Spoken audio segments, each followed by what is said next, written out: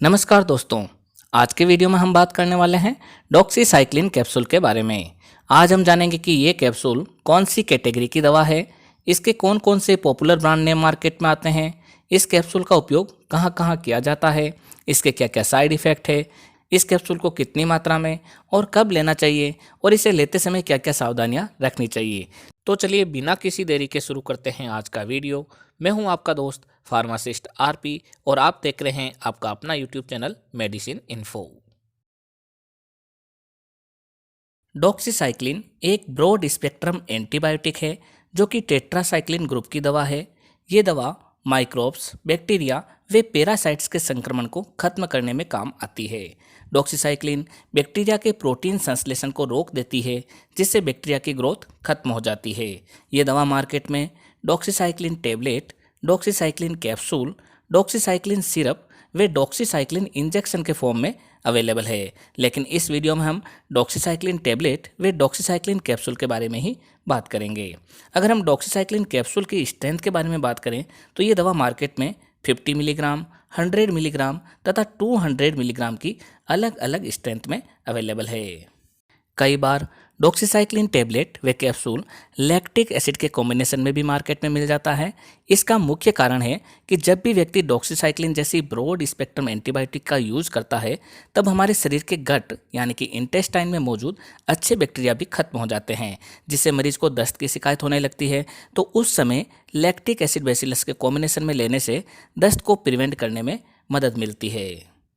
अगर हम doxycycline capsule के पॉपुलर ब्रांड नेम की बात करें तो वो है यूएसवी लिमिटेड का Doxy 1 capsule, Shreya life science का mini cycline capsule, doctor Morepen की Doxy pen 100 capsule, Aristo pharma की लेंटेक्लिन कैप्सूल, वेलोना फार्मा की वेल डॉक्सी 100 कैप्सूल और नेस्टर की डॉक 100 कैप्सूल। ये दवा आपके एरिया वाइज व डॉक्टर वाइज अलग अलग ब्रांड नेम से मिलेगी। आप इसकी जेनेरिक फॉर्म यानी कि डॉक्सीसाइक्लिन के नाम से आने वाली दवा भी खरीद सकते हैं।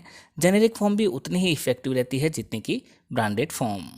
डॉक्सीसाइक्लिन एक ब्रॉड स्पेक्ट्रम एंटीबायोटिक है, इसलिए ये माइक्रोब्स, बैक्टीरिया व पैरासाइट के इन्फेक्शन को खत्म करने में काम में लाई जाती है। यदि किसी व्यक्ति के अपर रेस्पिरेटरी ट्रैक्ट में इन्फेक्शन हो गया हो, जैसे कि ब्रोंकाइटिस हो गया हो, न्यूमोनिया हो गया हो या फिर लंग्स इन्फेक्शन हो गया हो, जिसमें व्यक्ति को बुखार आना, सांस लेने में परेशानी होना, सूखी खांसी होना, छाती में दर्द होना आदि लक्षण रहते हैं, तब डॉक्टर द्वारा डॉक्सीसाइक्लिन कैप्सूल को प्रेस्क्राइब किया जाता है। यदि किसी व्यक्ति को साइनोसाइटिस हो गया हो, जिसमें मरीज को बार बार जुकाम हो रहा हो, नाक में पानी आ रहा हो, छींकें आ रही हो, तब भी ये दवा काफ़ी बार डॉक्टर द्वारा प्रयोग में लाई जाती है। इसके अलावा यदि किसी व्यक्ति को यूरिनरी ट्रैक्ट में इन्फेक्शन हो गया हो, पेशाब की थैली में सूजन आ गई हो, पेशाब करते समय दर्द हो रहा हो, जलन हो रही हो, पेशाब के साथ में पस आ रहा हो, तब भी ये दवा बहुत ही अच्छा असर करती है। इसका अगला प्रयोग है एक्ने को ठीक करने में। 14 से लेकर 20 साल की उम्र के आसपास एक्ने वल्गेरिस का इन्फेक्शन होने की वजह से, साथ ही साथ हार्मोनल चेंजेज और ऑयली स्किन होने के कारण चेहरे पर व शरीर पर कील मुहासे होने लगते हैं। तब ऐसे समय में ये दवा स्किन स्पेशलिस्ट द्वारा प्रेस्क्राइब की जाती है। दोस्तों, इस दवा को हमेशा डॉक्टर के प्रेस्क्रिप्शन के बाद ही लेना चाहिए। यदि किसी व्यक्ति को आई इन्फेक्शन हो गया हो, जिसमें आंखों में इचिंग हो रही हो, आंखों से पानी आना हो रहा हो, तेज़ दर्द हो रहा हो और कभी कभी इन्फेक्शन इतना ज़्यादा हो जाता है कि मरीज में ब्लाइंडनेस तक आ सकता है, तो ऐसे समय में भी ये दवा डॉक्टर द्वारा प्रेस्क्राइब की जाती है।